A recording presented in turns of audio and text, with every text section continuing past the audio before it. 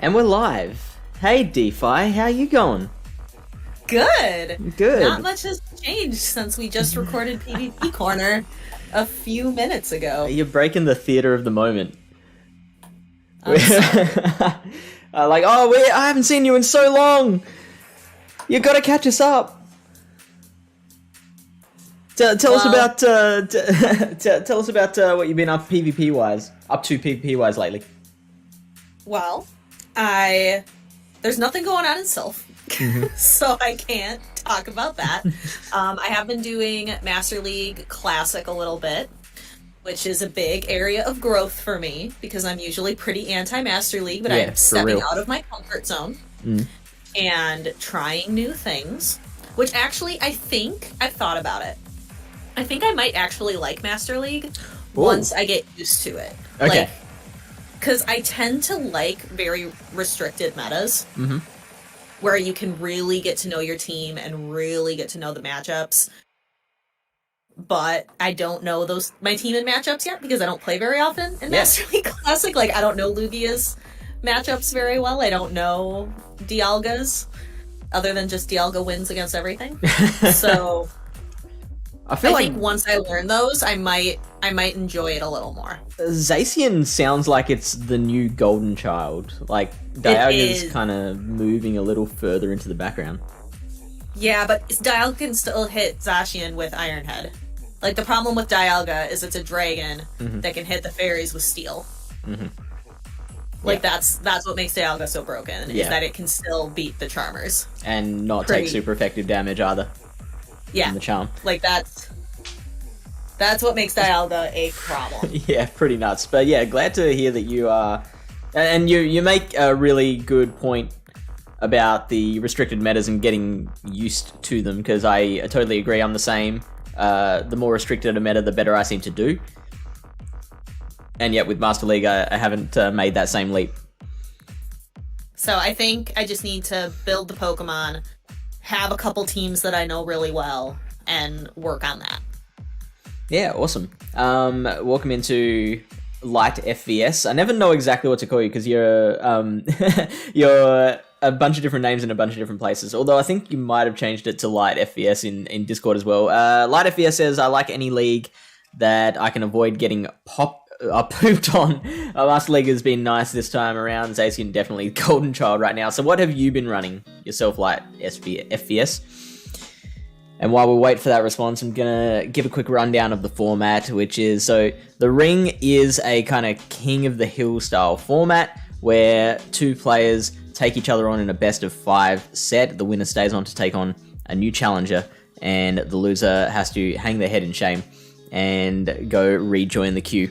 So they take each other on in the current Sylph meta, which these battles took place in December, meaning it was Glacial Cup. Mama Climbs is in here too, the soon-to-be Palatown streamer. Welcome in. Two favorite podcasters. I think she's referring to me and my dog behind me. I thought she was going to say Go Cast Chris and Go Cast Carl. So, with that said, let's take a look at the first 2 teams. So the champion at the moment is Joshinabox, and Joshinabox has been the champion for the entire run of the ring so far. 6 sets, all won, and also he swept one of them, which means he has access to what we call a replay. And a replay is a tool that you can use where you can opt to replay the first or second loss that you have in your set. If you do that, you have to play it with the same lead and backline, so you have to be comfortable knowing that you can play your battle a little bit differently and get a different result. It's a bit strategic. Josh has one of those in hand. He's coming up against Zvorts, who is a member of a few different communities, Palatown being one of them. GoCast, he's in there as well. I believe he's in BTW. Have you seen him there? I'm not really sure. That's a good question. I think Something he's in there. I can pretty easily find out. Yes, in BTW as well. A very delightful man and a piano tutor by trade. Ooh. Yeah, that would be a fun job, I feel. It'd be nice. So Josh is running Beedrill, Hypno, Quag, Pelipper, Barbaracle, and Shadow Weavile. What do you think about that, DeFi? I love the Weavile choice. I think that's really fun. I think that Barbaracle was definitely a really interesting pick in Glacial Cup, and Wiscash was really the popular Mudboy, so I'm always happy to see some other Mudboys get the spotlight. Mm-hmm. So Quagzi are definitely a really good pick, can really hit hard against Lapras being another... Mm-hmm. Or that's Joshinabox's team. So those are the Pokemon I see over there. Mm-hmm. But I see Quagzi could potentially hit that Lapras real hard with Stone Edge. Yeah, absolutely. Stone Edge is a very good move in this meta. Quagzi not getting as much attention as Wiscash, which could hit a lot of things with its Mud Bomb. That Weavile, I'm so excited by that pick. I want to see what it can do, because it there's some Pokemon that it murders, and then other Pokemon that it gets murdered by. So it's really a risky play, high risk, high reward, I feel.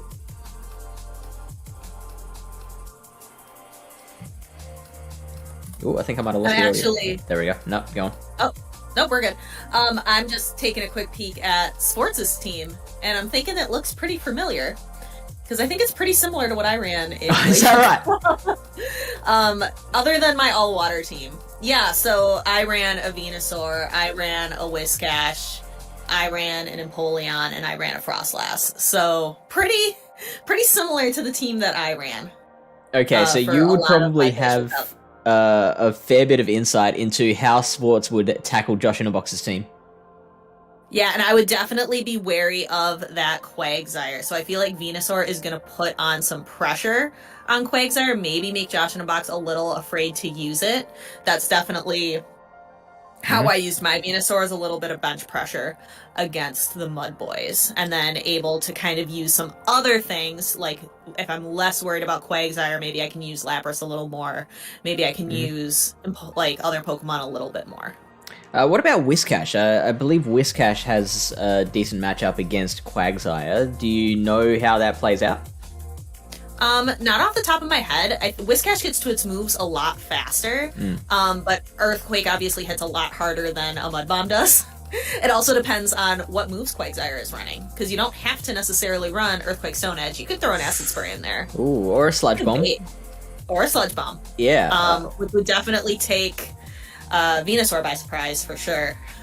Now, I'd be very interested to see that too. I mean, Sludge Bomb and Earthquake are both neutral against Venusaur, so you'd probably rather hit it with an Earthquake, because then an Earthquake can stab. Yeah, stab. It can actually KO the Venusaur in a lot of situations, a lot more situations than maybe a Sludge Bomb would.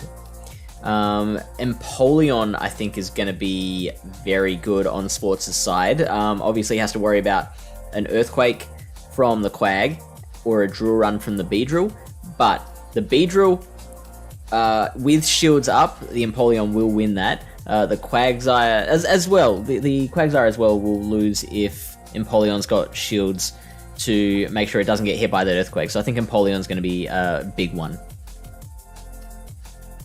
Agreed, and you always got to wonder about that Mew set too. Mm-hmm. So Mew, I noticed a lot of people ran Energy Ball, which took a lot of Mudboys by surprise. Right.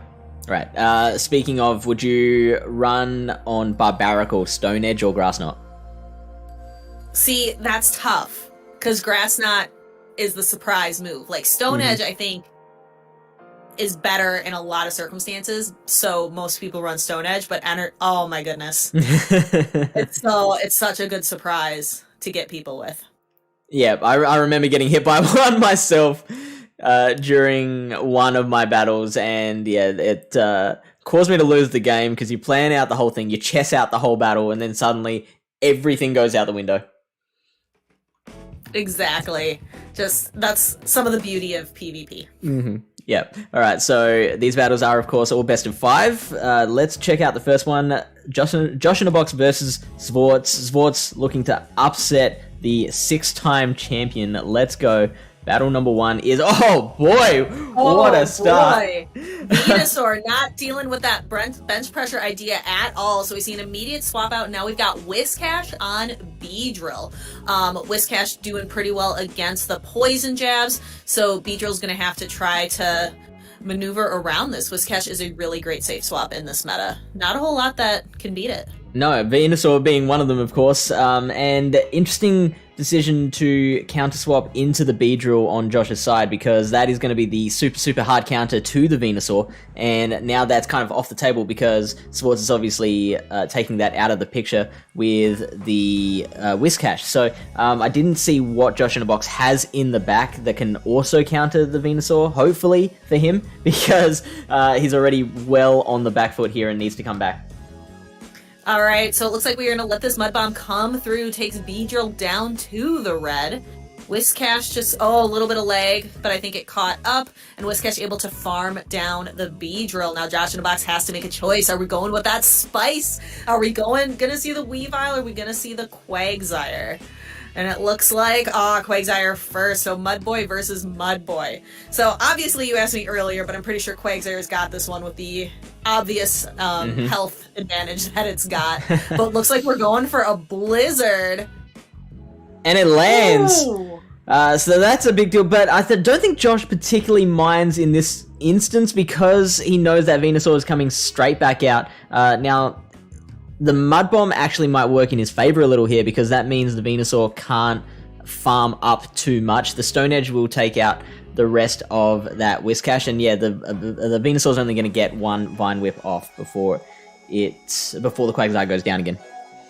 Oh, and it looks like we might be looking at an instant swap, which is so giving up that switch advantage. I'm seeing furiously tapping on that Weavile.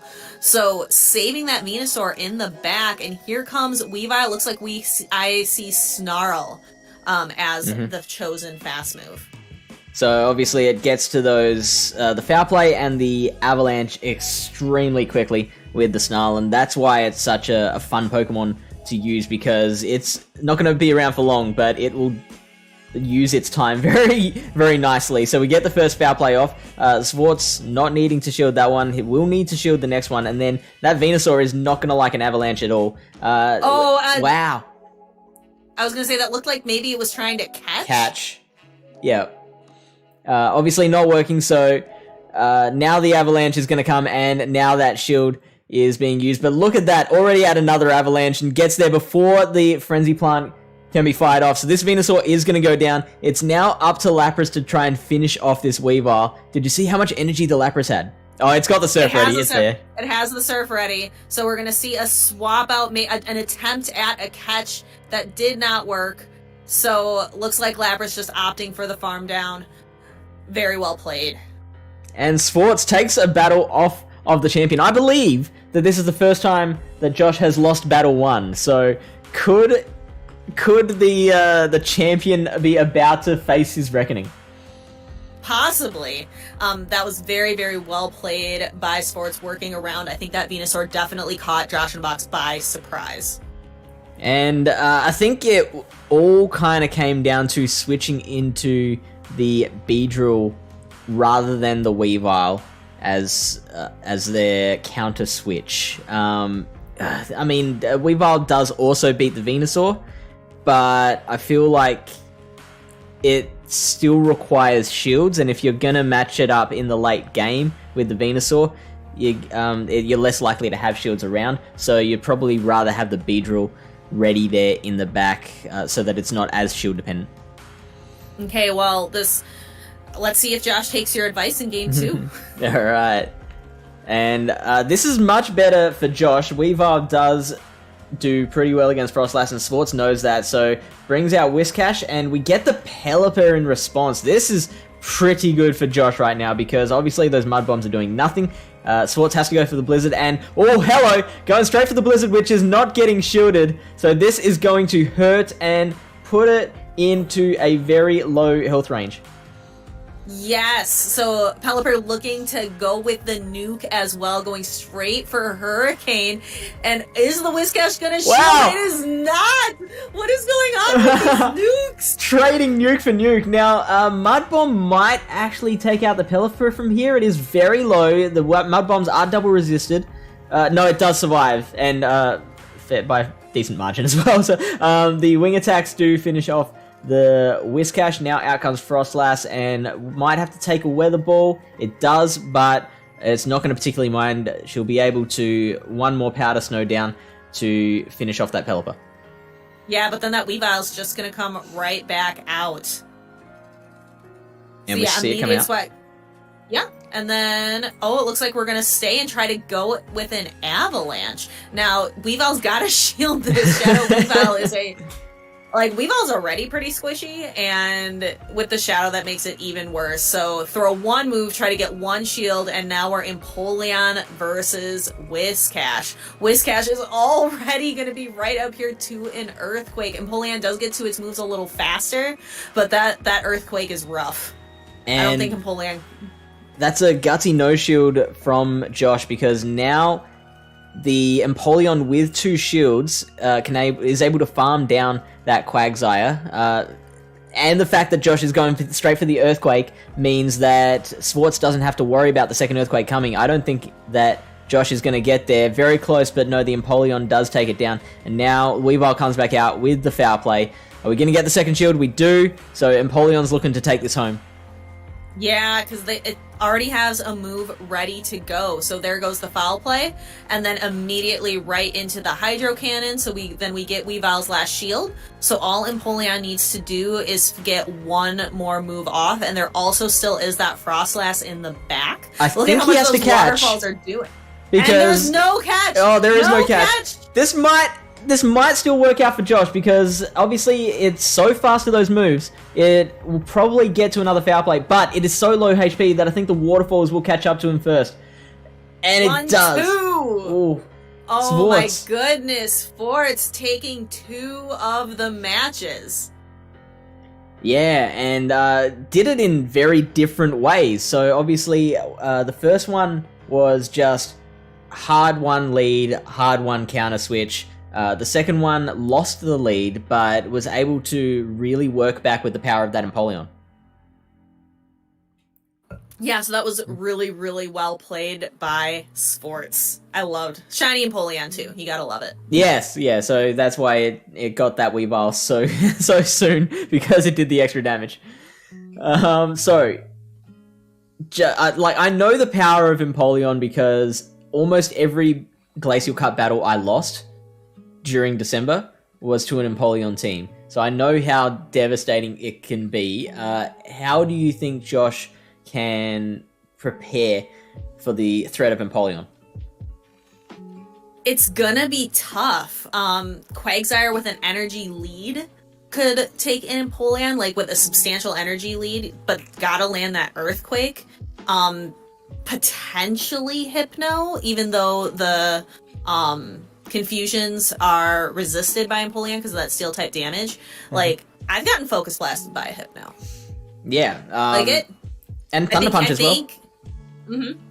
So I think, though, that's really all I see here. I really think Empoleon is the key for Swords. Yeah, and sure. I really do like that pick of Hypno from Josh's side, because Hypno really doesn't have too much to worry about.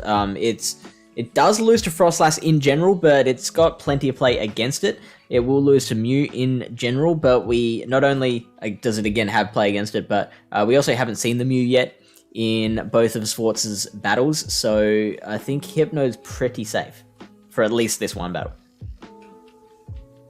All right, so I'm excited to see Battle 3. Hey, there it is! He listened. Hypno!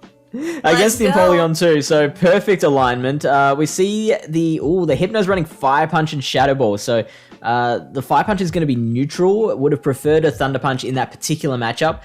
We don't get a shield for the first Hydro Cannon, so it'll take it into the yellow. Well into the yellow. Alright, so are we going to see the Shadow Ball right away? I think we might be building up to try to fake out perhaps a Focus Blast. And it looks like we are going to reveal the Fire Punch, which is, I guess because it's only 3 games, right? So It's 5. It's 5. It's 5. Oh man, so I'm not sure if I would have revealed the Fire Punch. I think I would have gone straight Shadow Ball. Mm-hmm. And you're right, because now it's not going to be able to KO that Empoleon. The Empoleon has a Hydro Cannon ready and can bring it out against that Quagzi. Quagzi is in a bit of a tough spot, because it's you don't want to throw the Stone Edge and use that much energy on so little HP. So maybe has to decide to try and Mudshot farm down, but then the Empoleon gets to another Hydro Cannon, so Josh is going to use that shield, going to bring the Quagzi into the next matchup with a lot of energy, but pretty low HP.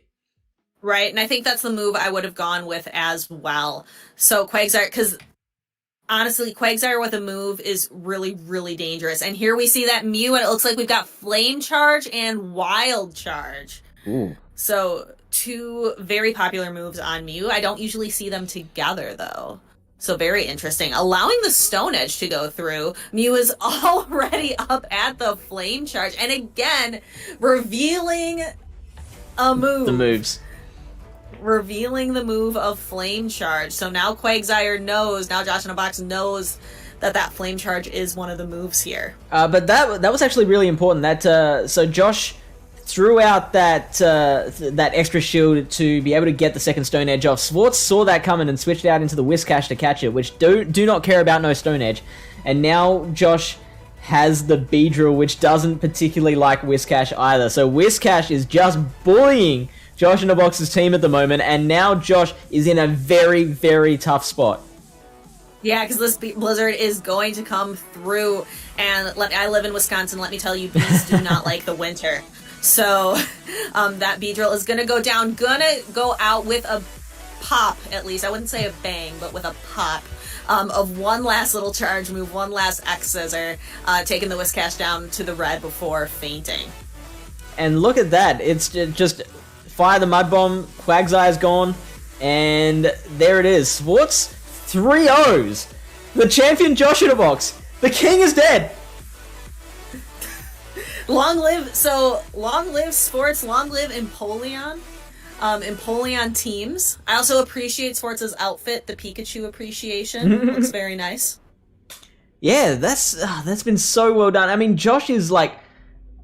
He's a top quality battler, so I'm very impressed with Sports getting a 3-0 so far. And don't forget, if someone sweeps their opponent 5-0, then they earn a replay to take into future sets as well. So Joshinabox had the replay that they could have used and did not use it. So they've lost that now. They don't get that chance to use it. Sports is the new champ. Let's see if he can take it through to win all 5 battles and use and earn themselves a replay for future sets. Ooh, Barbarical! We get to see it now. Very cool.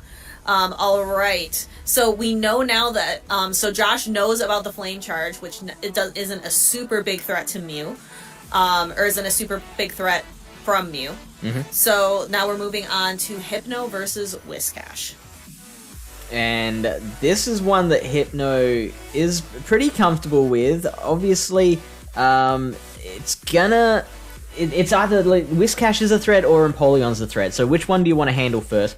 Hypno's going to take out this Wiscash. Obviously, will want to throw the Shadow Balls because the Fire Punches are resisted. So the Elemental Punches are not particularly strong to begin with.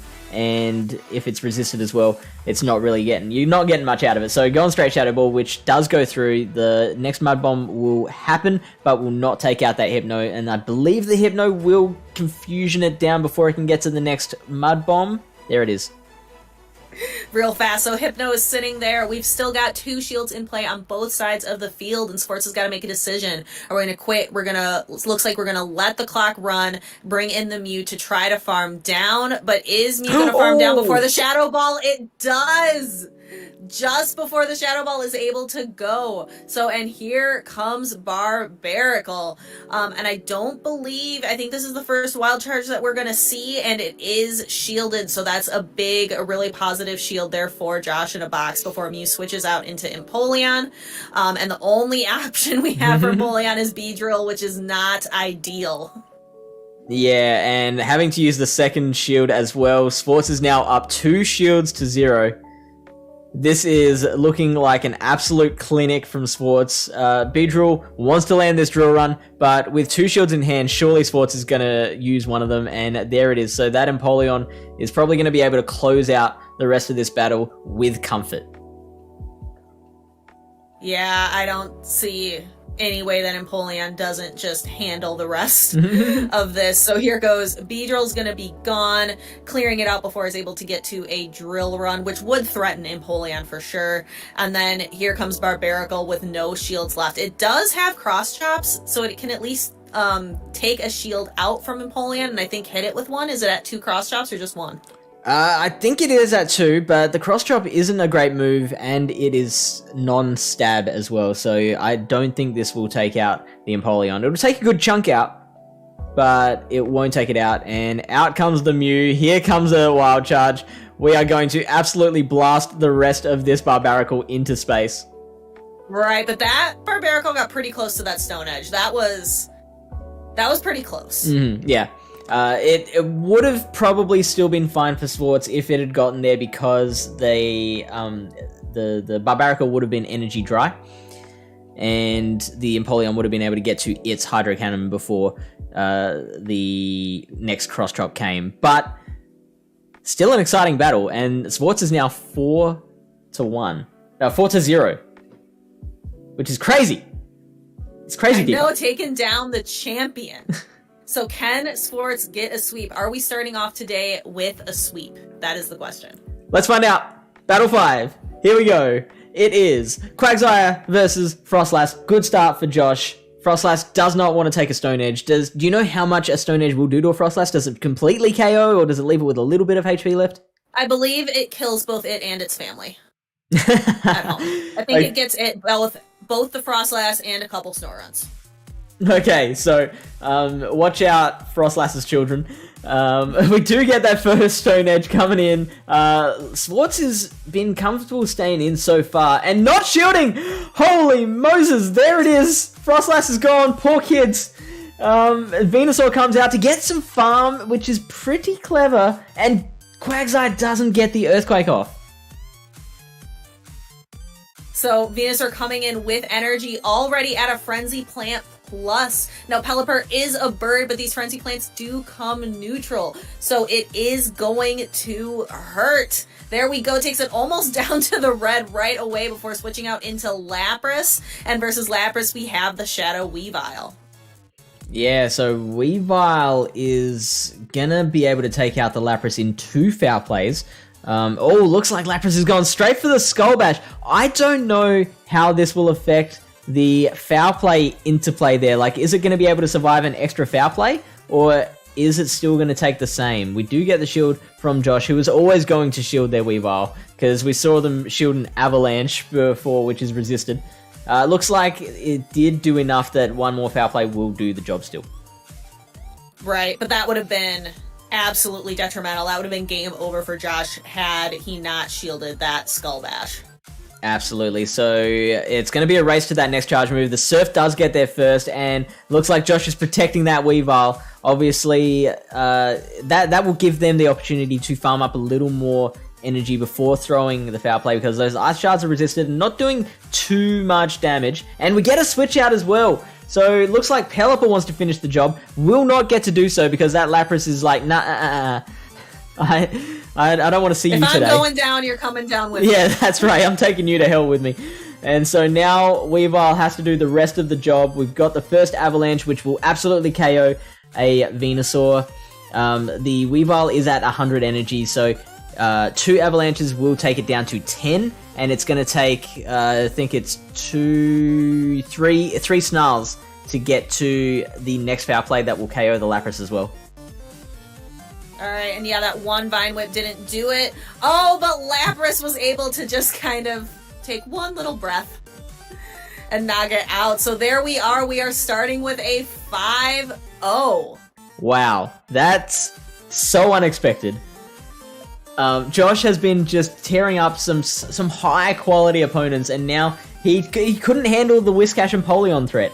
Some grass in his team would have been vital to handle this lineup, but so many people didn't bring grass in their Glacial Cup teams, and obviously that's why water is so popular for this meta. I'm gonna laugh. Misty just looks like she was peeking up at me in just that little corner there, and it was pretty adorable. She's interested. She wants to congratulate the new champion. Yes. All right, but very, very, very good. Excellent battles. This was a very fun way for me to have my debut on the ring with a 5-0 set. All right, so let's check out who Sports will be taking on in the next set, and it is DJ Power 948. Now, DJ, I'll give you a bit of a spoiler. Most of the this is just a quirk of how we picked our battlers for this episode, where most of the battlers we'll see today are from Australia. So DJ Power, just like Joshinabox, is from Australia, from New South Wales, and that image, if you can see it, is him taking on Brandon Tan in GBL, which I believe he lost. It's still fun, though. It's still fun to...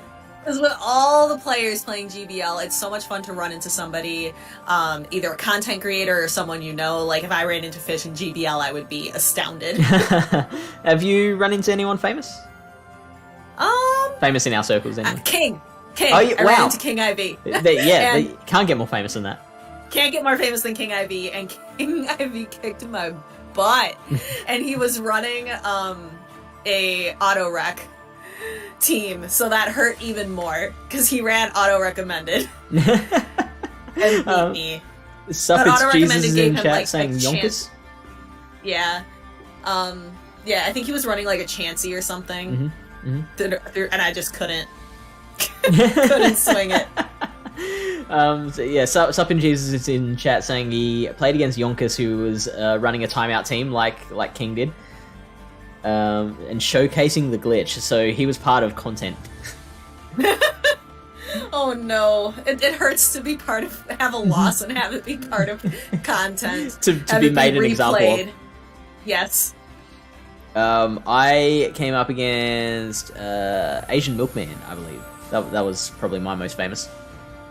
And that was on stream as well. Oh no, actually, also Hot Pocket. And that was in the same stream. I was streaming at the time. I lost to Asian Milkman, but then beat Hot Pocket. Okay. Very, very cool. I came close to beating King. Like, it was a good battle. Ooh, okay. And I take pride in that. Like, it came down to like one move. Wow. And Jesus is saying that he needed his battle to become veteran as well. So that's rough. How's she doing? Is she fine? I'm gonna take that toy from her before. My dog is a German Shepherd mix, and if you know anything about German Shepherds, they destroy all toys that they are given. So I'm gonna take. I like that toy that she has. It's useful to me, so I'm going to grab it from her before she eats it. Okay. In the meantime, I am going to take a look at both of these teams. So DJ Power running. Zwarts is running the same team, but DJ Power is going with the Zweilous, Hypno, Lapras, Frostlass, Barbaracle once again, and Wiscash. So I personally liked Barbaracle. I got a lot of use out of it. I heard some people not particularly keen on it, but yeah, I think it was fantastic against any team that didn't have Wiscash on it, which unfortunately for DJ Power, Sports does. I'm also going to readjust my camera. Don't panic. Okay. So obviously the that didn't work. Didn't work. Oh. Didn't work. Hold on. Okay, we can do it. Luckily, this is low pressure stream, so we can just take a break mid. Fun. Yeah, we're having fun. We're having fun. We're chilling, having a good time, watching some cool battles. Giving my dog some treats. Feeding Misty's. I was gonna say feeding Misty's dog.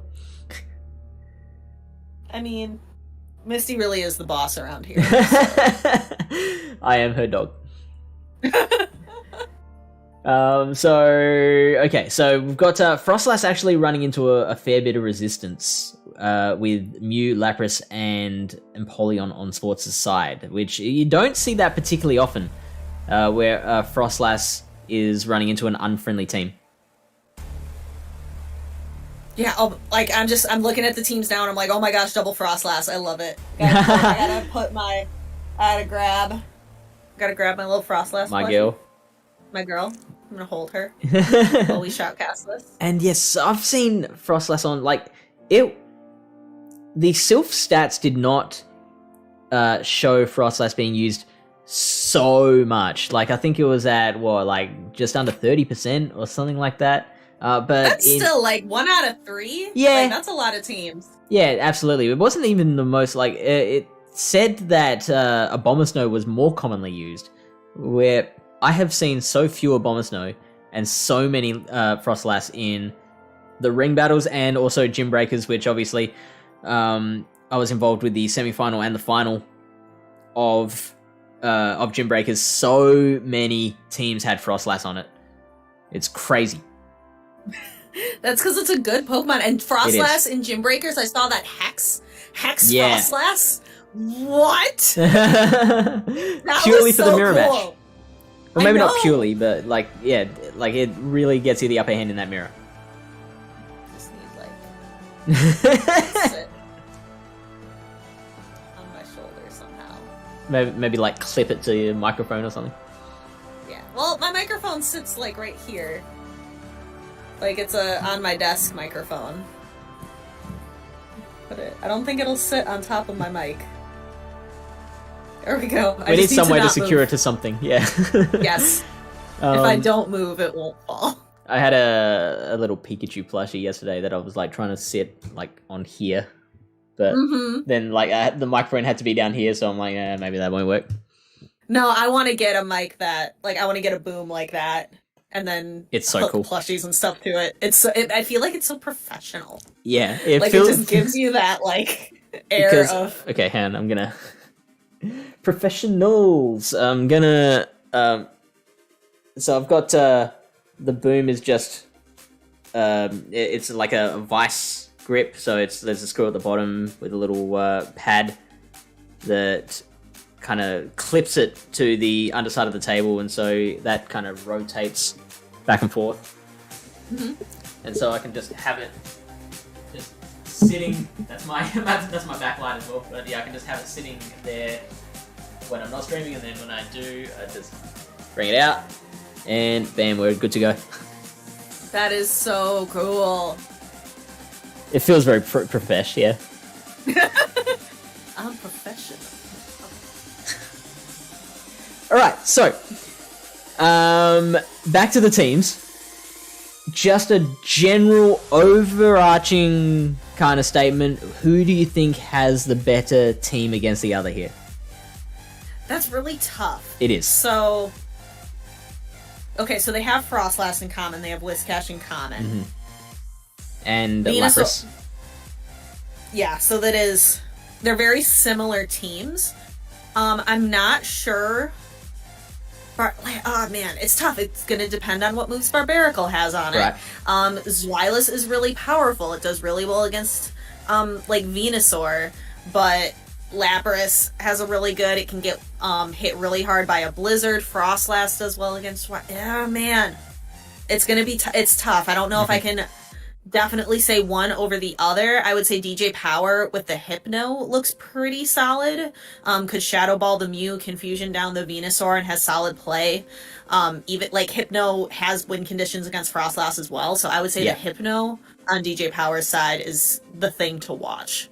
Yeah, I was looking at that too. That's pretty much the same as with the last battle against the last set against Joshinabox, where the Hypno I think will have plenty of play against Sports' team. Should we get into it? Yeah. Let's do it. Battle number one. I want to touch I want to hold the Frostlass. You can hold the Frostlass, that's fine. I want to hold it to be like my buddy, like right here. Great start for DJ Power, lining up the Hypno with the Empoleon. Let's see what that fast move is, the charge move is, and that is Thunder Punch. So that is what you want more against the Empoleon. We could see in the last set that Joshinabox's Hypno lost to the Empoleon because it was running Fire Punch instead of Thunder Punch. So we see DJ Power wearing a Hydro Cannon. Now we are going to get a Thunder Punch, and we get the denial of the Hydro Cannon, of the Waterfall from the Empoleon, so that will help it to secure that matchup. Alright, so we're switching into the Lapras, and we've got Mudboy on Lapras. This is a pretty neutral match, Lapras can usually outbulk Wiscash in most situations. It kind of depends on energy and health, but I think Lapras looks pretty good here. Yeah, and the Wiscash can't use that Blizzard nuke that it relies on for so many matchups, so it's really just straight Mud Bomb, which makes this a very predictable matchup as well for the Lapras, and probably on the Wiscash side as well. Like, the Wiscash knows it's really just going to be Surfs coming. Alright, it's one of those matchups. It's not like a Bastiodon versus Bastiodon matchup, but it's kind of just like you're waiting for these charge moves to go through.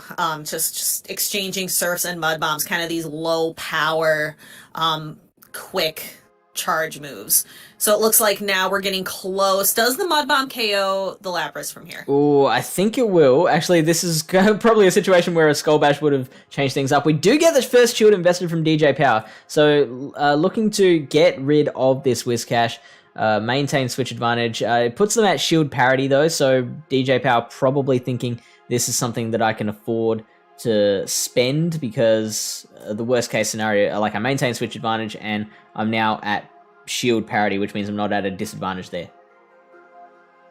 Alright, so it looks like we are going to try to waterfall down the Lapras, but the Lapras gets to a Surf. So Empoleon choosing to shield to kind of maintain that switch advantage, keep Venusaur in the back, and there goes Wiscash. Here comes that full health Venusaur, though. But no, oh no, Venusaur doesn't have any shields! It almost died to a blizzard. Yes, this is going to happen. We are going to see the blizzard come out. This is going to happen. This is happening. It's happening. Everybody, it's happening. Everyone duck. Duck. Duck and cover. Shiny Wiscash.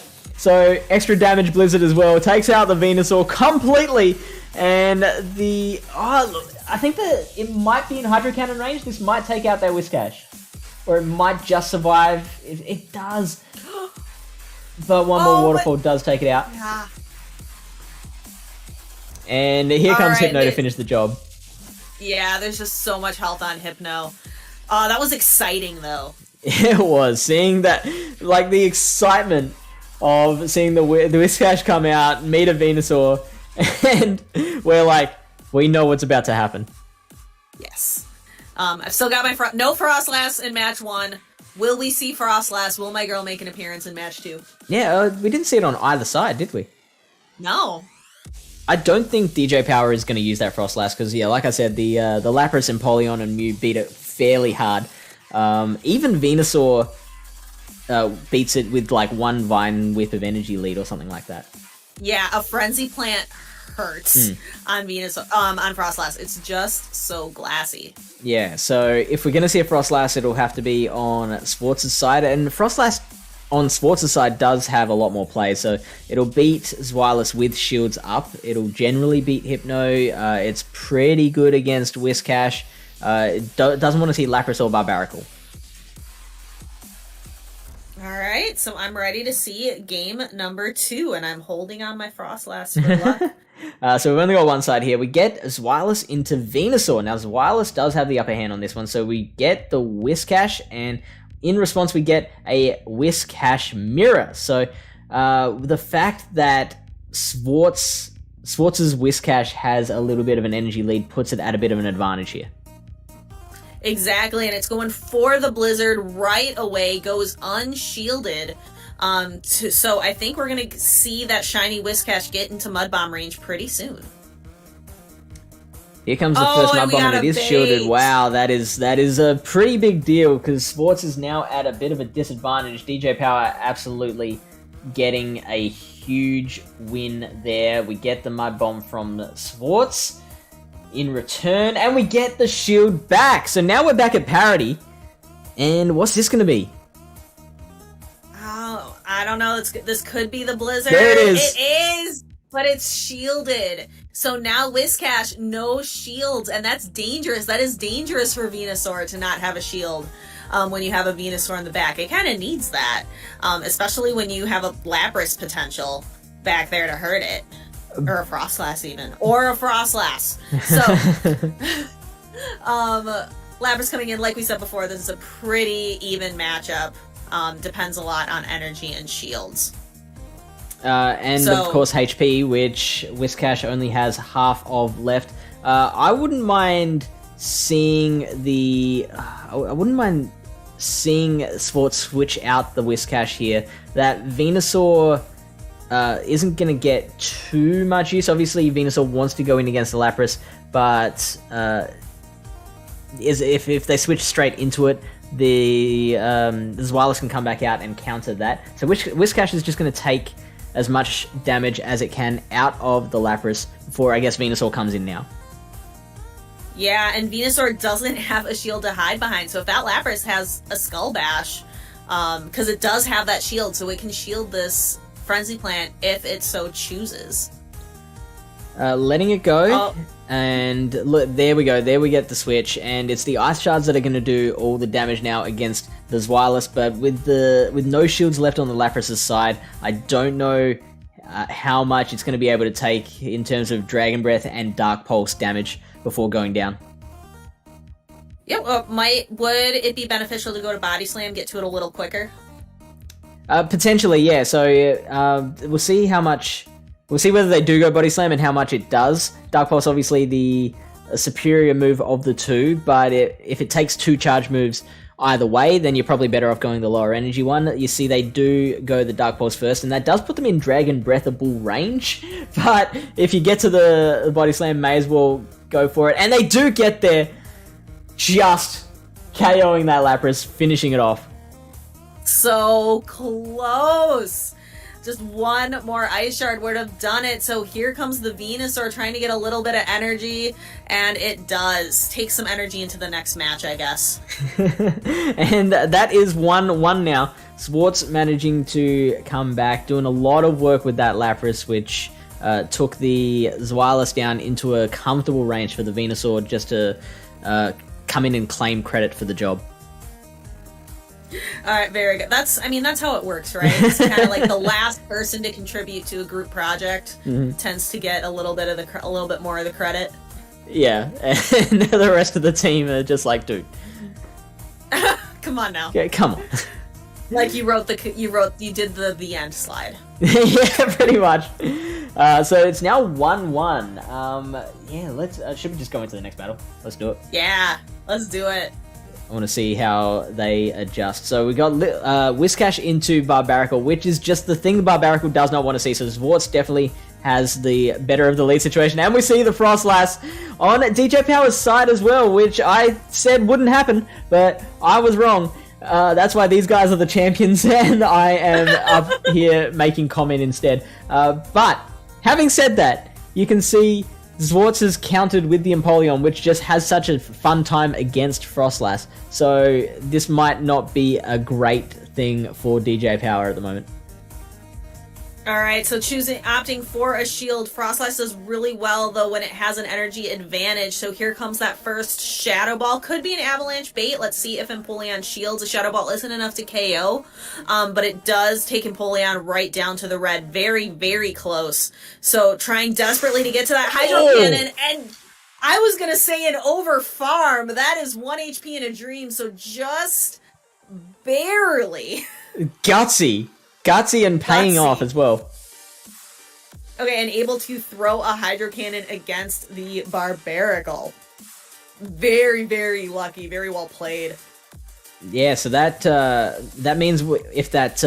I mean, the Venusaur and the Wiscash both have an easy time against this Pokemon. With the amount of HP that has been taken out of the Barbaracle now, Venusaur could be an option there. Oh, no! Oh, that was a panic switch! And that was not the right move. Venusaur does lose this one against Wireless. Should have absolutely stayed in with the Wiscash, try and get the Blizzard. Now it is forced to take those Dragon Breaths while trying to get to a Sludge Bomb because the Frenzy Plants are resisted. Right, so shielding that Sludge Bomb, so we are all shields down, but Twilis is very easily going to be able to take this matchup. So Sport's kind of realizing, like, oh, I made a mistake. So kind of letting the Venusaur go and trying to rely on Wiscash to clean up here. Wiscash already halfway to a Blizzard, though. One almost there before having Zweilous is able to throw a move. I don't think we've seen what moves the Barbaracle has, so it's the only salvation, I believe, for DJ Power right now is if that Barbaracle happens to have Grass Knot, which is the much less common move for Barbaracles in this meta. So we see the Blizzard take out this wireless. Let's find out if it's not Grass Knot, then it's not happening for DJ Power. Alright, and we are about to find out. Moveset reveal. Cross chop. Nope. So not good enough. This Mud Bomb will take out the Barbaracle, and that will be point number 2 for Sports. Yep, and that's another good opportunity. I talk about hidden information a lot, which is really easy to talk about when we are the ones commentating and not the ones actively in the battle. But you could have just if you knew you didn't have Grass Knot and you knew you weren't going to win, you could have just let the Barbaracle go. Right. Let Wiscash get to it, and then save that hidden information. Keep your Grass Knot hidden. Your lack of Grass Knot hidden. Yeah, that's a really good point. But I think it was all in that... I was going to say, I thought Swords was... had almost lost it when they switched the Venusaur into the Wireless. Luckily for him, that Wiscash was good enough, had enough energy to do the work against both of the back Pokemon. But yeah, Swartz almost gave it up there. Yeah, that was definitely a match-defining move. Yeah, totally. So Swartz is up 2-1, is on the cusp of going back-to-back now, winning their first set as champion, second set overall. DJ Power has to adjust. I think my first thought on how DJ Power can adjust is, unfortunately, leave Frostlass on the bench. He can stay by me. Oh, look, come up to the commentary booth, Frostlass, and come and join us. Yes. I'll keep her company. I'll keep her company. There's just too many threats out there for Frostlass. Getting hit with a Stone Edge, a Frenzy Plant, all kinds of things can knock out Frostlass if not played correctly. And having a Water Steel and a Water Ice, both double resisting the Ice moves. So the both of those Pokemon have to get hit by a Shadow Ball, or they just barely get hit at all. Mm-hmm. Is there any other... just before we get into the fourth battle, so Frostlass is one thing. Can you see any other adjustments that DJ Power can make? No, I'm curious. I think that Hypno looks real good. So I kind of want to see more of it. More Hypno. I think more Hypno. I think Wiscash and I think Hypno, Wiscash, and Lapras are kind of the keys here. Bulk. I think you want to try to out bulk. Yeah. Would be my interpretation. Yeah, that's a good move. I like that. All right, let's go battle number 4. And, that is not correct. That's interesting. So I have to work out which one of these is the correct one. We've got Wiscash versus Wiscash, which they both have. They both have Frostlass as well. One of these is not right. Okay, well, while you work it out, I will bring some entertainment. See, this is easier when my husband does it, because he can, more easily lift Misty up onto the lap. Misty says hi. Alright, so I'm gonna... What were the leads there? We had Frostlass and Wiscash, and Wireless and Venusaur. And those two are the same battle. Interesting. I don't know the answer to that, DeFi. Is the puppy the answer? Puppy is always the answer. she's like, this is where I'm meant to be. What of it? She does not like being here. She doesn't? That. No. Okay, she looks pretty comfy to me. She's gonna start swarming real fast. Hi. Have you seen the dog dab gif that we made for Paladin? Yes, the Bundy gif. Yep. I'm so annoyed that yes, now she's like, no. No, thank you.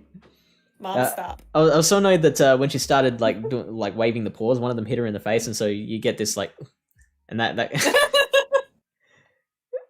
it's less clean. Mm-hmm. All right, now let me... Okay, keep playing with Misty for a second. I mean, you don't have to tell me. You're like, I'm going to do that whether you tell me to or not. Yeah.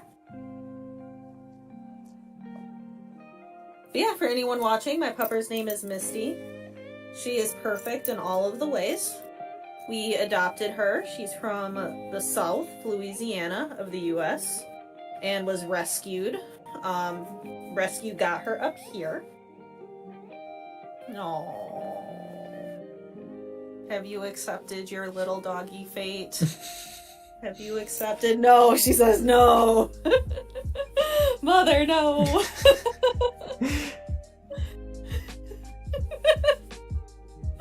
My husband does this too. This is the computer he uses for work. Yeah. And he'll do this too, where he'll just put her on his lap during a work meeting. But no, we love her. She has been just a great addition to our lives. I asked my husband, what was it like, when it was just the two of us and we were married? And he's like, what was it like before Misty? And he always says, it was dark and gray. I'm like, thank you. Thank you, my love. I am paying attention. Okay. Ask, would it be the one with the night background since it's the middle pick is night? These are pre-recorded battles. DJ Power was in Australia at the time and Sports is in America. So it would have been day for one of them and night for the other. And yeah, these are pre-recorded, so I don't know exactly what time they did their battle. So I don't know which battle is the correct one.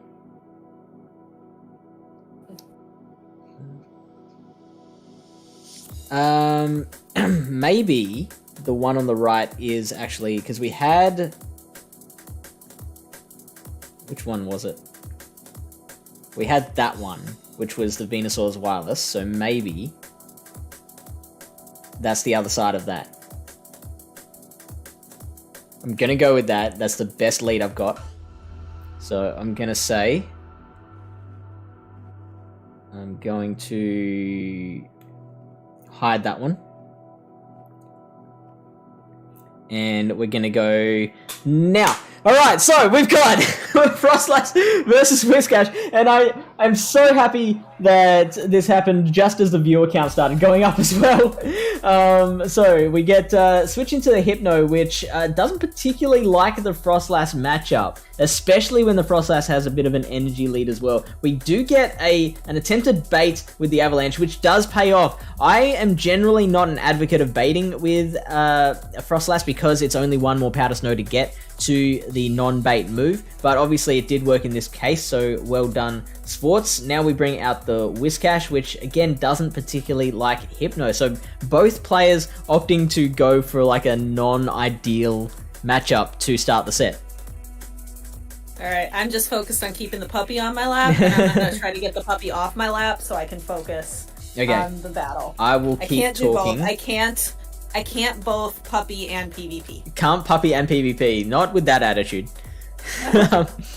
So now the Hypno brings out a Thunder Punch, which is not quite enough, and the Wiscash does get to a Mud Bomb before that confusion damage can register. It would have only taken one more confusion to take out that Wiscash, but obviously the damage from the confusion did not register quick enough, and now Sports wins switch advantage. Alright, and switch advantage can be so key in this meta, trying to get that alignment. So here we see the Wiscash gets 1, 2, that might have been 3 mud shots of energy to in the bank before we have Frostlass or Lapras come in. And here comes Frostlass, my girl, is back in this matchup, looking fine as always. So the Mud Bombs do neutral damage, but do a ton. Take a look at this. Almost down to the red. But Frostlass is what Frostlass lacks in bulk, it makes up for in attack. So this Shadow Ball, if left unshielded, is going to hurt. Brings Wiscash down to a similar, almost exact percentage of HP. Looks like tried to make a catch, but was one Powder Snow too early. And here is a Lapras mirror match. So Fish, how's your week going? Do you want to bring Misty back up? Or? I think she's had enough of me for a little bit. I think she now needs some alone. That was enough people time for her. Yeah. Needs a little bit of alone time. But kind of like what we're alluding to, Lapras matchups can take quite a while, especially now we're throwing Skull Bashes at each other. Hit for neutral damage, but it increases the defense of the Lapras each time. So those Ice Shards do less and less and less. I mean, you can't get any lower than 1. So I'm interested to look that up actually after the stream about how many Skull Bashes you need before Ice Shards just do 1 damage to the opponent. You can see they're both just going straight for it. You might have time to do it now. So yeah, both players are just going straight for the Skull Bashes. They're not messing around with any surfs, and you can see the defense boost that one Lapras has gotten has enabled it to survive that and is going to get to another surf before the Frostlass can farm it down. That is big play. Sports trying to snipe, not succeeding, having to use a shield, and might not even does get the farm down before that last Ice Shard comes through. So now has to just blind throw the Avalanche. Did you see what came in? It was Wiscash. It was Wiscash. Okay, so that's absolutely fine. And now 1 Mud Shot takes it down. And it is up to the Lapras, which will be able to take a Mud Bomb. And I believe 1 more Ice Shard after this one goes through should be enough to finish it off. Alright, let's take a look. And how much energy did that Wiscash have? Enough. It had enough. Congratulations to DJ Power for tying it up. 2-2. Yeah, and wow, that leads to an exciting finish. Swartz looking to defend his first time as champion, so needs to win this last one. I can give you the information. Swartz did, if you are new joining us at the moment, Swartz did earn himself a replay in the previous set, meaning he can choose to replay his first or second loss. He did not choose to use it here, which is either means he's just a real gutsy person, or he forgot that he could do it. One of those two. So we are going to go into the 5th battle. What are we going to see from either team? We've seen Sports use the Frostlass to a bit greater effect than DJ Power. DJ Power using the Hypno that we identified as a good tool to use against Sports. Is there anything else that you're seeing that you think will be important? No, I'm just ready to watch the last battle and see how this plays out. Yeah, right. Or watch this replay. I'm excited. Yeah, it's so didn't use the replay. Didn't use the replay. Okay. Yeah, so this is just straight battle number 5. This is for all the marbles. Okay. So now I'm even more interested. Battle 5. Son of a! Misty, do you want another treat? I mean, if you're new to a Power Town stream, this is standard. There's always at least one production issue. It's been going so well, but there's always something that goes wrong, and this is it. These last 2 battles, something weird is happening. Misty says this was a trap. I feel like I was betrayed. So more about Misty. She is a very quiet dog. She doesn't bark very much, which is something that we love about her. She's very quiet. She is a destructive chewer. In the first couple days that we got her, she actually chewed through a power cord that was plugged in, which was a little scary. And just we can't really leave anything laying around that we don't want her to get into. She destroys toys in like a few minutes if left kind of unattended with them. She loves beef sticks. It's her favorite. She likes cheese and bacon. and chicken. One of her favorite treats. There's a company that's actually native to Wisconsin, that's from Wisconsin. They do freeze-dried meat for dogs. So just like freeze-dried dry chicken is one of her favorite things. She loves chicken. I'm interested to see how long you can go for. I'm just talking about, are you ready for me? Because I'm just trying to buy you time. I very much appreciate it. I am ready. We are going to play Swartz's side again because I think something was up with DJ Power's recordings of this whole set. So we're going with Swartz's side. All right, and just to let you know, School of Rock Eddie, her Kong is probably the toy that's lasted her the longest. And Kong is like a really good toy for kind of destructive chewers. But like, isn't she just so perfect? Look at her. Look at this beautiful puppy. She's got such droopy eyes. And that's just because she doesn't like being up here and she's just accepted her fate. Alright, good girl. Good girl. You get one more treat for putting up with me. I think you're all tangled up in my earbuds right now. Let's fix that. And we'll give you one more treat. Here. I know you don't need any more time, but Misty. Yeah, that's all good. Oh, I know. You see her? Nope. Misty, come here. Misty, come. Be back below. What kind of dog do you have, School of Rock Eddie? Misty, come. I think that's as close as I can get her. Misty, come here. Misty, come here. I want to try to get you on camera. Come on.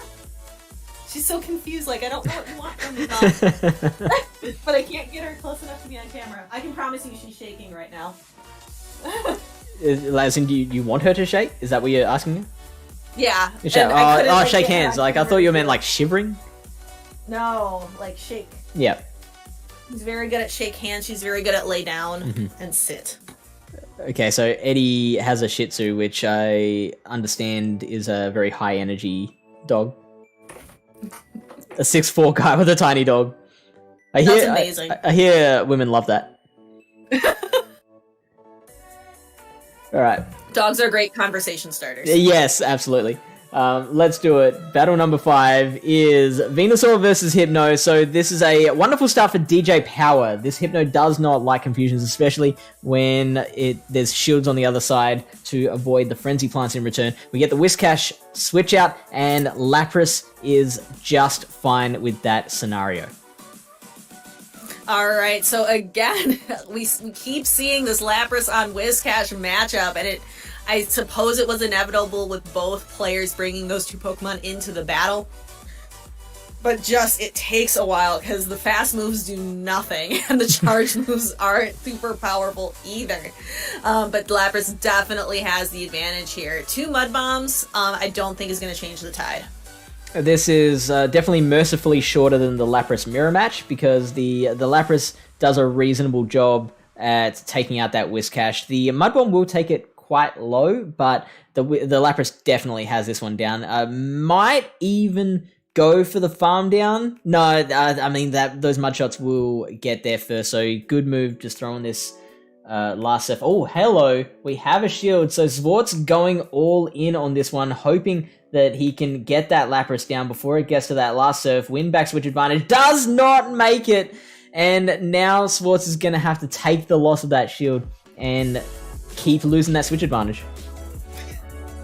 That's so unfortunate because switch can be super useful. So, I don't know, I think it might be useful to bring the Lapras in just to get a little... Nope! Going for the Venusaur instead. Get one Vine Whip of energy before the Hypno comes back. And trying to get to that Frenzy Plant first before the Hypno can start to threaten with charge moves. And DJ Power got an extra confusion in there as well, which is just even worse. Letting through that first Frenzy Plant, which is... I don't know why he wants to keep those shields so long, but now Swartz is in a bit better position with this particular matchup. So the Lapras has to beat the Wiscash with enough HP and or energy left over to be able to try and threaten the Hypno afterwards. Hypno obviously with 2 shields, the shields have to be gone for that Venusaur to stand any chance against the Hypno. Yes, and the Lapras going for the Skull Bash right away, where I think, since you were talking about shields, it might be better to go for those quick-moving Surfs. Maybe this is a little bit of 4D, 60, 8D chess. Yeah, I don't mind that move, because like we established, I think DJ Power might have recognized the same thing, where Hypno with shields will finish off that battle, so was more inclined to keep those shields for that matchup at the end. Alright, so no shield on the Skull Bash. Looks like we are going to try to get a farm down on Ice Shard and catch a move or make a little snipe on the Venusaur. Lapras in the back has energy, but Venusaur can't do anything. It's just gonna faint. That's all that's gonna happen here. The Shadow Ball takes it almost out. One more confusion will do it. And now it's up to that Lapras. It's got a couple of, or almost a couple of surfs, but it's not looking good for the Lapras. If Swartz had managed to burn one of the shields, then maybe could get to a second one, but I think that Hypno is gonna come out and finish the job. Hypno doing all the work and getting the credit for it this time. Lapras can't save it, and DJ Power wins the set. Very, very well played to DJ Power. Yeah, very fun match. Swartz's reign only lasts for one set, which is unfortunate because we had Joshinabox lasting 6 sets.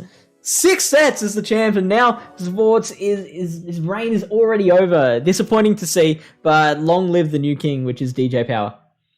I gotta put my Frostlass back in my little line of plushies here. Like, how much do you want to bet that there'll be a Frostlass in the next set as well? Well, because if it's DJ Power is bringing the Frostlass, but will DJ Power's opponent also have a Frostlass? Are we going to have 2 Frostlasses again? I can inform you that the next challenger will be Lilybear26. Now, does that give you any hint as to whether there'll be a Frostlass or not? Is Lilybear on the Frostlasses? On the Frostlasses? Is that her? Yeah, is that her Girls That PvP? No. No, she's in the Chandeliers, right? She's in the Chandelier team. Yeah. Right, 'cause she's not a Dragon right. Ball. She's not in mine. I think she's on the Chandeliers. Is there a Squirtle involved, or is that for raid lobbies? That's what I'm talking about for raid lobbies. Oh, okay, I think sure, she's on sure. the Chandelure one. The Chandeliers. Okay. I think is her team. So does that mean you're leaning towards there's no Frostlass on her team? Well, if she was part of the Frostlasses, I would have guaranteed it. Now I'm a little less confident. Make a choice. Make a decision. Okay, I'm saying yes. The answer is no. That's okay. We can go in.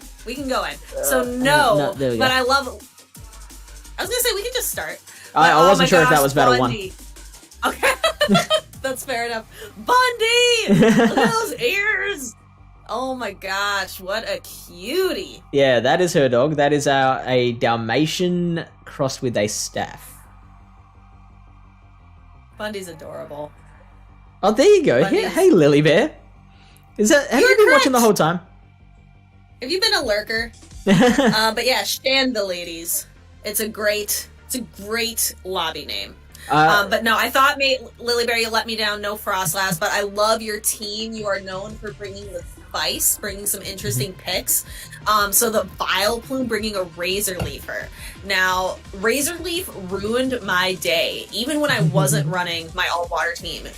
Somebody ran a Razor Leaf Abomasnow, and it completely just destroyed me. So Razor Leaf, super relevant and viable in this meta. I see the Malamar, I see the Alolan Sandslash, lots, the Gastrodon. I like it. Gastrodon, I think, is the spiciest thing in her team, and I actually faced Lilybear in a ranked Sylph battle. Oh, that's right, you're at work. Yeah, I forgot about that. She's been home for the last few days, having to isolate after a COVID test. She came up negative, which is great. But yeah, she wasn't home for a few days, so I forgot she's back at work today. But yeah, so I played against Lilybear in a ranked Sylph battle during the month, and that Gastrodon nearly wiped me out. I had been doing very, very well, and I was bragging about it, and then I played against her, and she almost made me eat my words. T-Hubs, I appreciate the lurking. Lily Bear, did you see when I had Misty on my lap? Because if not, you missed it. You missed. You can see her in the little corner over here, but I had her on my lap a couple times. So I want Misty was great stalling while we were working out the inevitable technical difficulties. What is a stream? What is a stream on Twitch without technical difficulties? Especially a Palatine one. There's always one. All right. Is there anything else? So I brought up some of the really good highlights. I love the spicy teams that Lily Bear brings. I'm so vanilla with my meta picks usually, so I love that Lily Bear is brave enough to bring that spice. I'm sure her spice reading on Sylph is just off the wall. You've gotten a little spicier lately, haven't you? A little bit, especially now with my mission of trying to get some of those Sylph badges, those Sylph achievements. A little bit. So I did briefly while my workmate was watching me do my job over my shoulder. That's great.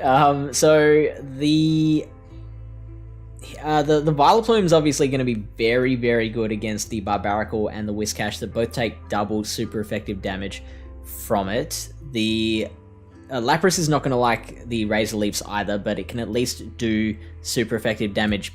Super effective damage back with the Ice Shards. Hypno is going to be a fantastic counter to the Vileplume, but the Hypno has to really worry about the Malamar, which is a hard counter in return.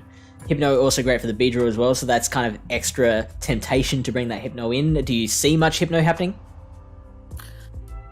Yeah, like it's solid, just because Confusion wrecks the Bee, it'll wreck Vileplume. Like, it's definitely pressure on Lily Bear's team for sure. And just kind of like we said, like, Hypno's got those elemental punches to even hit back against things like Alolan Sandslash and Malamar. Yeah. So I'm thinking Zweilous on DJ Power's side will be very safe. The thing it's most worried about is, of course, the ice damage from the Alolan Sandslash and a superpower from Malamar, but it generally beats the Malamar even if it does get hit by one superpower, so really, as long as the Zweilous doesn't get locked in against Sandslash, that's going to be really good for DJ Power as well.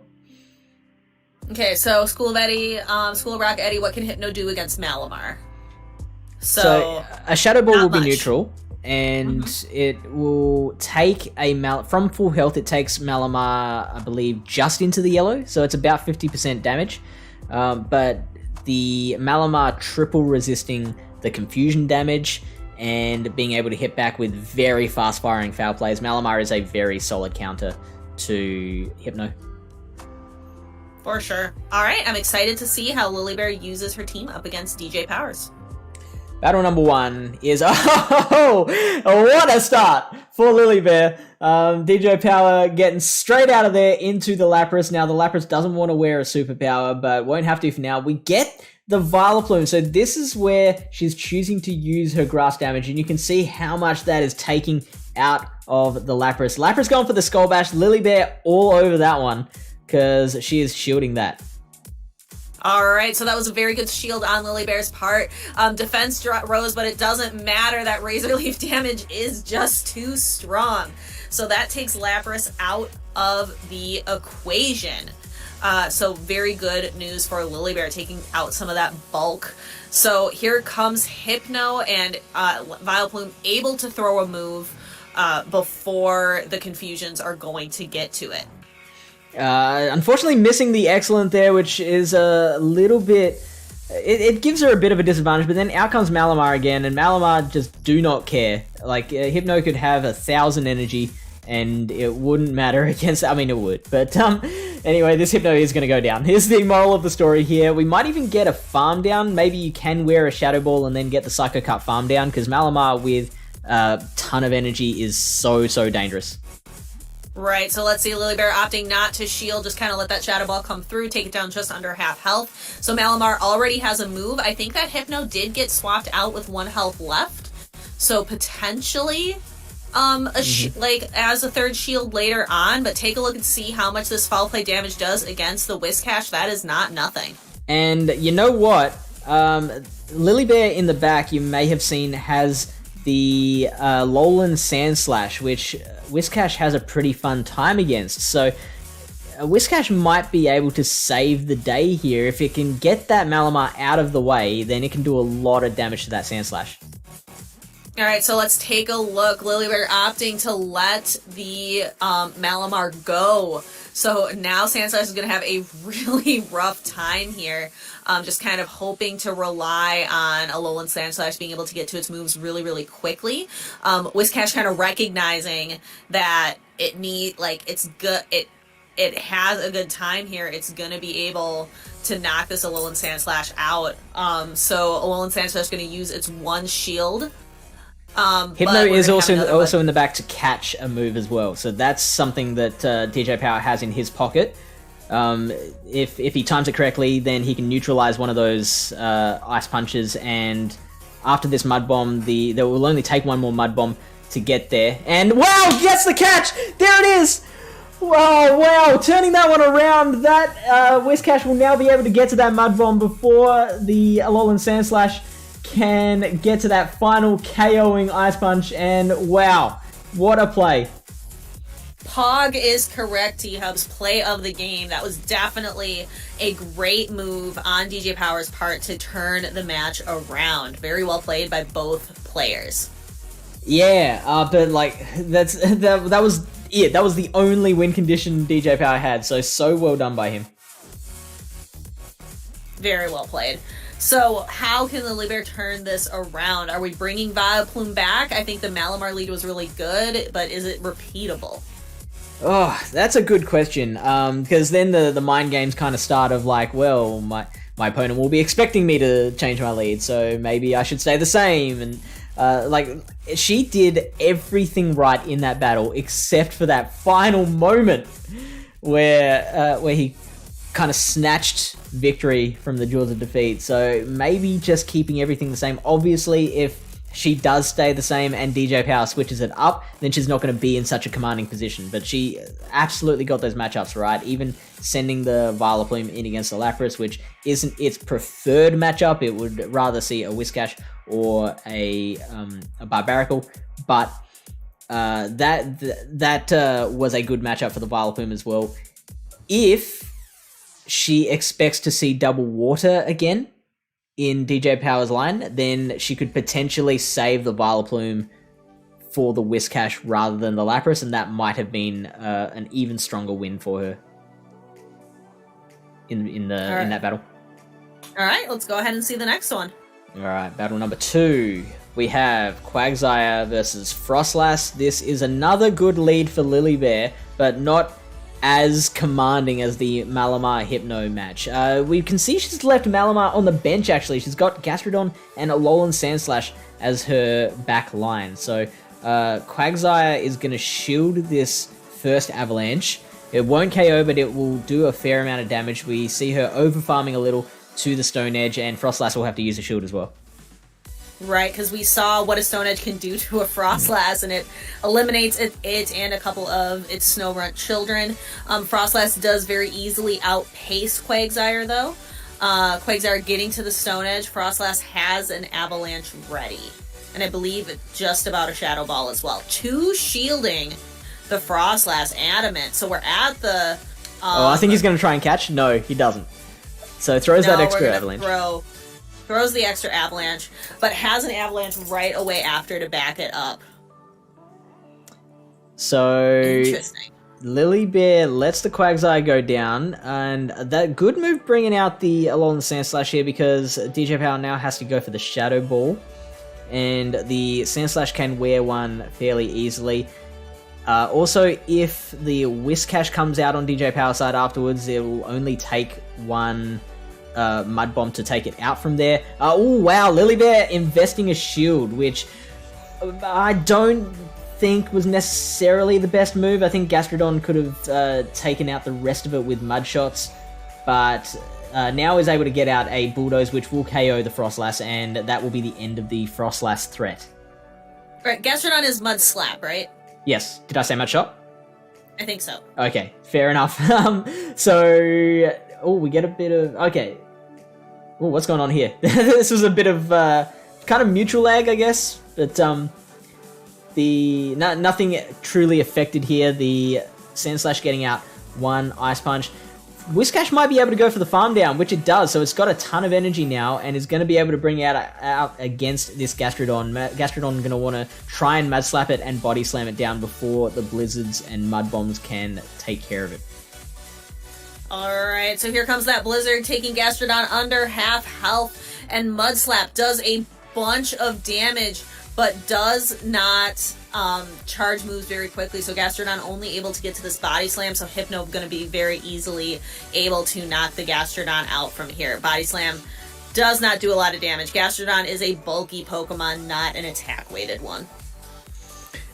So we get one more Constellation Body Slam here, but we see the confusion going through, which means as soon as this Gastrodon Body Slams, it is going to faint, and that will be battle number 2 for DJ Power, going 2-0 against Lilybear. Alright, saying hi to Sports like Sports Sando. Says, hello friends. Sports, I saw your reign as king. It was short, but it was glorious. So that has already been played. There's also been a lot of doggo cam. Lots of dog on stream. Yeah.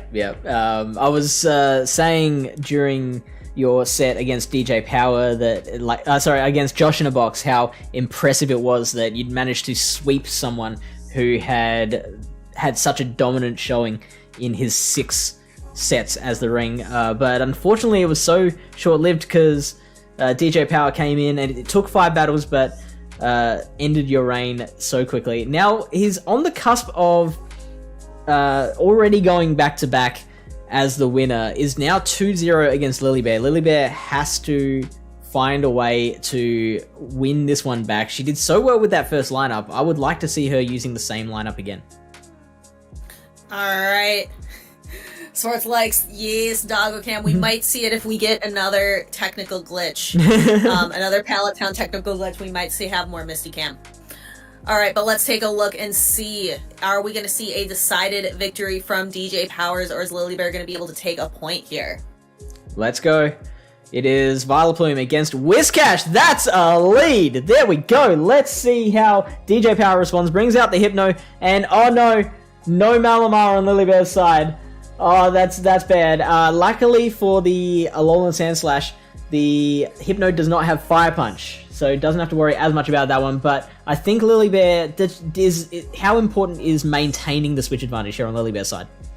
I think it's crucial because Vileplume, I think Vileplume needs switch to really be effective. You got to line it up properly. Mm-hmm. So I think switch is really important here, but players can definitely play these matchups differently. So it's up to Lilybear, gonna burn a shield to be able to have an attempt to take down this Hypno. Firing off the Ice Punch, a Confusion not going through this time, which actually will make a difference because that Sandslash is low enough that it can potentially be Confusioned down. The Hypno is going to faint, so she does maintain that switch advantage, and now what is going to come out next? I'm wondering, I feel like we're going to see the Wiscash come out, farm up a little bit, and then we'll just see Vileplume again. Mm-hmm. Lilybear able to throw an Ice Punch before the Mudshots take it out. Not going to do a ton of damage, but every little chip counts. And that's a substantial amount. It's not nothing. That's not nothing. So here comes Vileplume. So switch into Frostlass and then able to align the Quagzi. So the problem here is Frostlass does have shield advantage. So Quagzi needs three Stone Edges to be able to knock the Frostlass out, and I don't know if the Quag is able to do that here. So there's one. When does Lilybear want to use her shield? Because the Vileplume can do a fair bit of work with Razor Leaf against the Frostlass, but obviously, oh wow, we get through the next Avalanche before the Quag can get to that next Stone Edge. One more Mudshot will do it, but it's gonna get pretty close. So we get that that second Stone Edge from the Quagzi, we get the second shield from the Frostlass, and now the Frostlass should be able to farm down. And I think, yeah, everyone's out of shields, so I think this Vileplume is not going to be too much longer for this world. No, you can see T-Fi's face. Oh, she's like, oh no, the humanity. As I said before, I live in Wisconsin. Bees don't like the snow, and neither does pretty much any living thing. So any green thing doesn't really like the snow either. Yeah, and that was over so quickly. It was well done to DJ Power to like really nail down that win condition, which was, okay, like he had all the information. It's Vileplume and Quagsire. I need to double shield this this Frostlass, make sure it takes out the Quagsire, and once I can do that, if I can do that successfully, I know I'll be able to take out that Vileplume with the rest of my Lass. Alright. Very, like, that was tough. Kind of like I said, like, switch advantage was really important, but also, yeah, it was tough. It was tough for Lilybear. I really wanted to see that Vileplume do more work.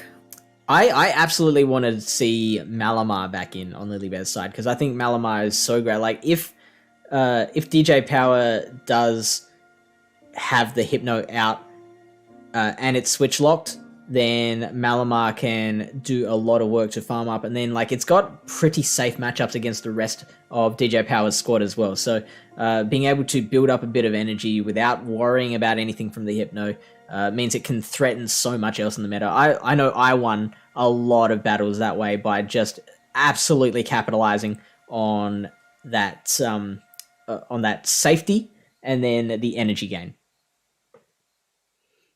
All right. So let's see. Is DJ Power going to be able to get that sweep, though, and be able to earn that replay? That's the question, right? Let's find out. Battle number 4 is, well, there's Malamar back, but it is in a matchup that it doesn't particularly want to see, which is the Zweilous. Now, looks like she might want to go for that superpower because, I mean, a superpower will absolutely take a huge chunk out of this Zweilous. She is going straight for it, not trying to foul play first. Missing the excellent again, which doesn't help. If she had gotten the excellent there, I think that would have taken it into the red. That would have been a big deal. Staying in, both players are staying in, and the Dark Pulse is going to come out, and Malamar is going to go down. Alright. Hey, the Fruit Ninja game is hard. I miss excellence on the flying moves regularly. Alright. So, Alolan Sand Slash coming through, and being able to farm down the Zweilous. Both players still have both shields. Wiscash, DJ Power is able to align up against the Alolan Sand Slash, which is exactly where Wiscash wants to be. Has a pretty solid victory here over the Alolan Sand Slash.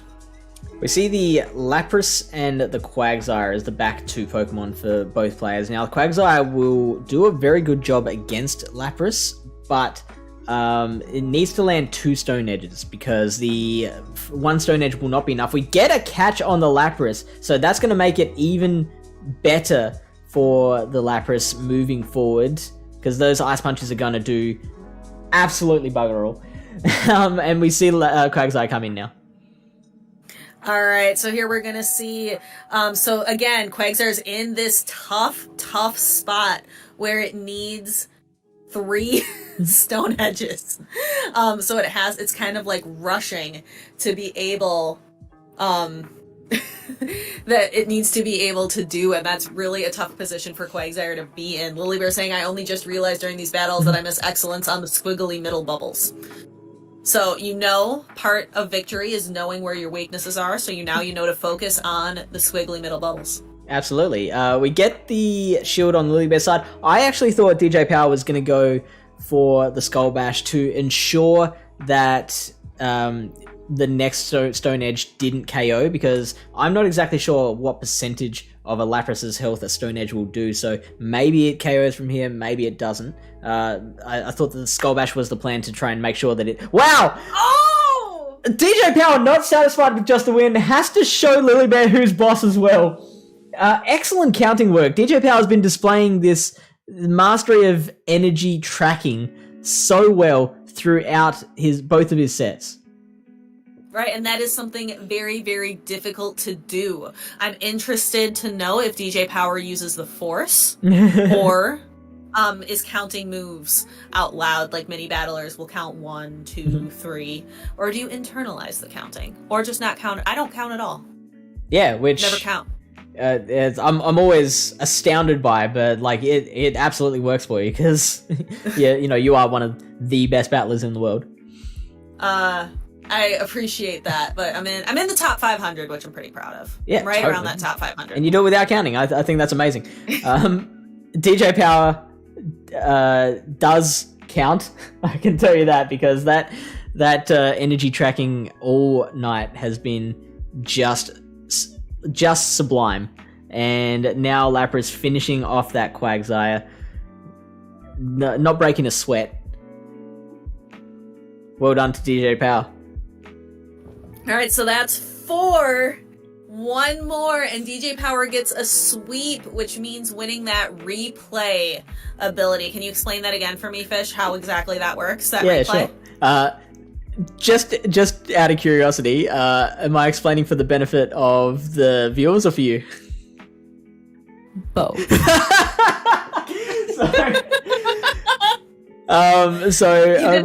didn't have to call me out. I know.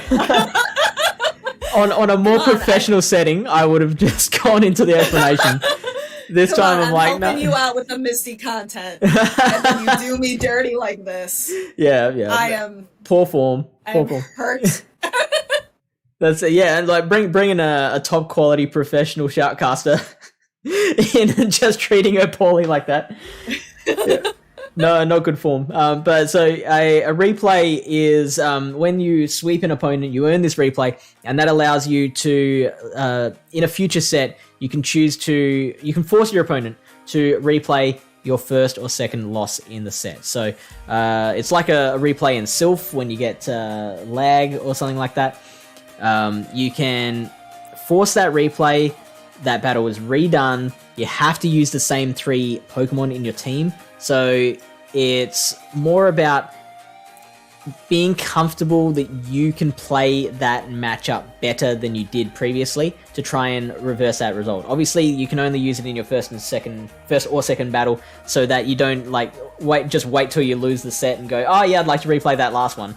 You've got to be a little more strategic than that, but it's a very handy tool which can be used to save yourself from impending disaster. I like that, impending doom. Yeah, right. So DJ Power is going for a replay now, which basically when someone wins a replay, it can help them to maintain their reign even longer. So it'll be a very handy tool if he can earn one. Let's see if he can with Battle 5. And it's Wiscash versus Quagzi. Now, we were discussing this matchup, I believe, in set 1, weren't we, Deepa?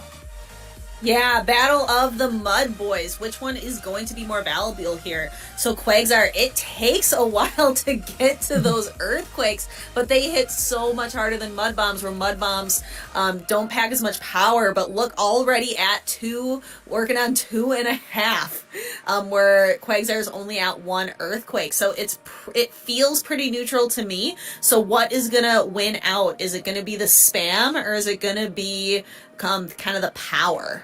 It's I think this is more in Wiscash's favor because the Quagzi doesn't really have an ability to bait with a Stone Edge because the cost of having a Stone Edge go unshielded is so high for the Quagzi. Like, it'll just set you back so much further. And once again, a swap coming in, DJ Power catching an Earthquake on a Hypno. Let's see how Lilybear responds. I did not look at that backline yet. She's got the Alolan Sandslash once again. So Alolan Sandslash is going to do alright against this Hypno, which has already lost half of its HP. And we don't see a shield on DJ Power's side. Alright, so gonna kind of let this Ice Punch come through, kind of allowing the Hypno to go. Oh, are we gonna be able to get to Shadow Ball, though? Looks like it, kind of just barely, maybe just 1 or 2 fast moves away.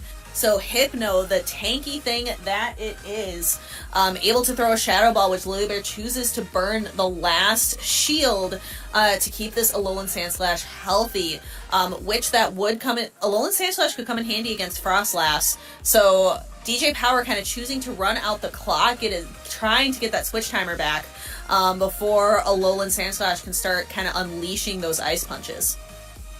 Yeah, one more Ice Punch and some Powder Snows, I believe, will be enough to do it. Lilybear doesn't have the shields left to protect herself from these Mud Bombs, so it could even maybe...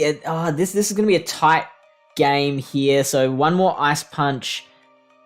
It goes unshielded, so will that be enough? If not, then it'll kind of be a race to see who can farm the other down first. It doesn't quite do enough, and the Mud Shot from Wiscash does do the trick. We can see the Frostlass insta-switching in against the Vileplume. Vileplume has one shield. I think that's the one shield on Lilybear's side, so... Oh no! Lilybear tried to play DJ Power's trick by catching the move. DJ Power opted to hold on to that move. It was perfectly timed, but DJ Power didn't throw it immediately, and so it didn't pay off. So when Misty gets a little impatient, she decides to start going after my Pokemon plushies back there, so Togepi was in peril. So you had to go save the Togepi. I had to save the Togepi, but congratulations to DJ Power having the sweep. I also took a quick peek in chat and had to giggle to myself for noting my brain lagged on remembering I had a replay. So his brain experiencing the same kind of lag that Niantic experiences regularly. Absolutely, and so hopefully DJ Power doesn't suffer the same fate. He's got that replay to take into the next set, which will be happening. We do these ring battles. Generally, we're still playing around with times, but generally looking at the last weekend of each month. So we've now picked the challenges that will go up against DJ Power in the January episode, and keep an eye on, there's a calendar below the stream window on Twitch, or if you go to my Twitter, which is _, or if you are in the Pallet Town Discord, we will also be announcing it there when the next episode has been officially locked in and planned. Thank you so much to DeFi for joining me on this. Like, it was great working with you again. I love Shoutcasting. I know, I've missed... We haven't gotten to do this in so long. I missed it. Yeah, and we'll both be together again for a stream called Battle for the Lumiverse, which is happening on, I believe it was the Victory Road channel. It's being held by Switch Masters. So you can see that on January 22nd. Follow the Switch Masters Twitter for that information. Hope to see you again for episode 4 of The Ring to see how long DJ Power can maintain his time on top of the hill. And thank you to Misty for holding the stream alive while we had all those technical difficulties. Yeah, I had to show her to the people one more time. She's so precious. She is very precious. So calm. Except when she's trying to eat my Pokemon plushies. But no, this was a joy. It's always so much fun to hang out and shoutcast. We haven't been able to do it in so long. So, what's your plan to wrap up the stream here? I'm just going to Twitch now to see if we can find someone to raid. We've got Kevin Solidaris, I see Brown Baller, Mystic Sparkle is on, Trainer Rem. Yep, all of those are good choices. Katie46, who is a volunteer for the Sylph Arena. I like Katie. So I'm thinking Katie or Mystic Sparkle. Let's go Katie. I think Katie46. Alright, sounds good. Hopefully everybody appreciated the doggo cam as much as I did. Misty's not a huge fan of it, but she tolerates me. I think she loves my husband more. She tolerates me. Just like you tolerate me. No, you know I couldn't ask for a better shoutcaster. Maybe better teammate. Maybe in Misty. Yeah, right. Oh, we've got to make that happen. We'll use the Pallet Town funds to throw into R&D. To have Misty, kind of like the Up movie where they have the the dog talking. I want that. I want to know what Misty has to say. I want to see how she reacts when a Pachirisu comes on screen. Like, squirrel! Squirrel! she loves squirrels and bunnies. Oh my god, at Diggersby, she'd go nuts. Bunny loves me more, but he's always excited to see fish. He goes mental. Like, he will literally, like, bound across the room, throw himself headfirst into the sofa. It'll, like, tip back with the weight of him throwing himself into it, and then just stand at attention waiting for me to pat him. That is adorable. I hope to see that someday. Someday when the world comes back to normal, maybe I can come visit you and Bundy and Lily Bear on the other side of the planet. Yeah, hope so. Alright, let's get raiding. See you guys. Alright, bye!